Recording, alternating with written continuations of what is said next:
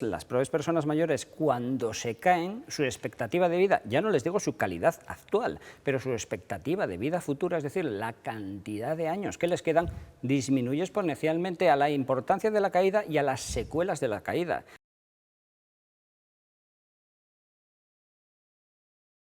¿Por qué se caen nuestros mayores? ¿Porque son torpes? No, porque simplemente sus estructuras corporales, tanto anatómicas de la parte de sostén, huesos, tendones, ligamentos, músculos, están envejeciendo y por lo tanto tienen menos capacidad. Y además neurológicamente tienen peor el sentido del equilibrio, por lo tanto son más pronos a tropezones, en aceras levantadas, en irregularidades del terreno, arrastrar un poco los pies y ir para adelante. La gente que lleva bastón en una baldosa que se mueve también, por eso es tan importante que las infraestructuras estén bien cuidadas.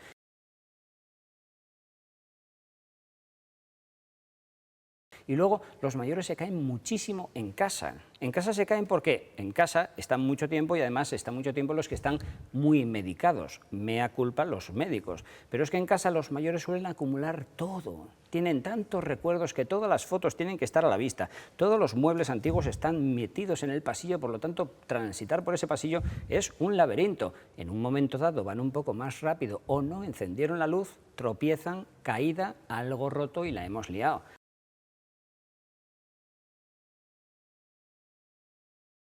Porque el problema no es tanto la caída, porque de la caída no se suelen morir, el problema es los acontecimientos venideros.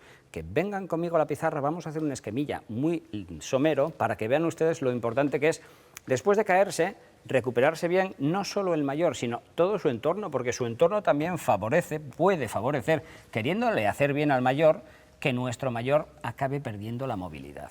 Nosotros tenemos la circunstancia puntual, sea cual sea, de la caída. No, el rojo no lo quiero, que me gusta más el negro. Vamos a poner caída.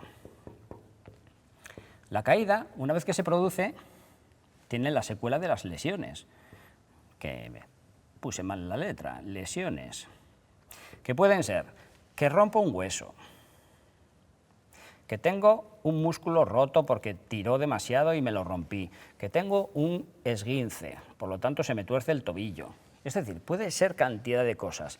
También el sistema nervioso central empieza a desarrollar miedo, el anciano, y empieza a tener sensación de inestabilidad. Por lo tanto, ya las secuelas físicas de la caída ya son bastante graves. Pero claro, es que lo peor es la secuela, que hoy como estoy, psíquica, que es el miedo a la siguiente caída. Por lo tanto, tanto el dolor o las lesiones como el miedo a la siguiente caída, ¿a qué nos llevan? A disminuir nuestra movilidad. Nos movemos menos. Claro, si nos movemos menos porque tenemos miedo a volver a caer, o porque la caída nos ha dejado una cojera, o porque la caída nos ha dejado un músculo roto y nos duele mucho al movernos, ya ahí empezamos a tener el problema. ¿Por qué? Porque al movernos menos vamos a tener atrofia muscular. Es decir, nuestros músculos van a estar menos desarrollados y por lo tanto entramos en el círculo vicioso. Nuestro sistema nervioso central va a estar menos entrenado y al estar menos entrenado nosotros nos vamos a mover peor y además vascularmente vamos a tener trombosis venosa profunda o tromboembolismo pulmonar. Es decir, nos movemos menos, la sangre se queda parada en nuestras piernas, hace un grumón, sube para el corazón, da la vuelta a las cavidades del corazón, va al pulmón, se atasca, tromboembolismo pulmonar. ¿Todo esto qué hace? Puede hacer dos cosas. O nos mata directamente, por ejemplo, el tromboembolismo pulmonar, si es de suficiente intensidad, o nos condena a la camilla o a la cama, vaya, pero a que la persona se quede inmóvil. Cuando la persona se encama o se queda inmóvil, ya su tasa de supervivencia queda al 10% y dura muchísimo menos porque empieza a escararse, empieza a tener infecciones, empieza a tener muchas enfermedades a resultas de la falta de movilidad y es cuando llegamos al resultado final. Y todo puede haber empezado por una tonta caída.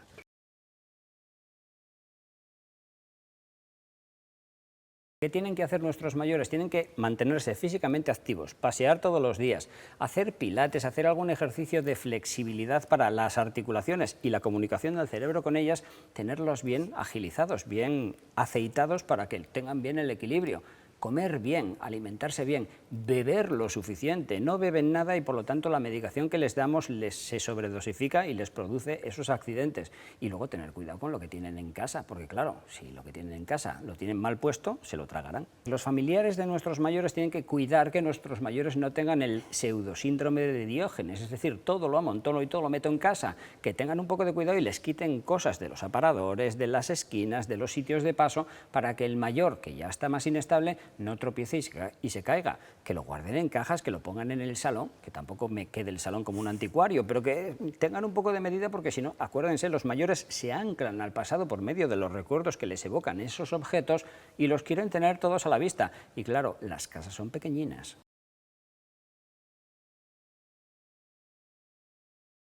Eso es un mea culpa que entonamos los médicos, que es muchas veces prescribimos sobre prescripción. Es decir, otro médico ha prescrito un medicamento, nosotros no lo quitamos, pero añadimos el nuestro, que tenemos esa idea brillante que le va a hacer muy bien al mayor. Y no nos damos cuenta que a partir de 3 medicamentos, su hígado no los va a eliminar, sus riñones tampoco los va a eliminar, porque va a beber muy poca agua y le vamos a intoxicar. Y esa intoxicación de medicamentos no buscada, pero sí conseguida, va a hacer que inestabilice, que tenga menos atención y que se nos caiga. Por lo tanto, ahí sí que los médicos tenemos que tener mucha atención.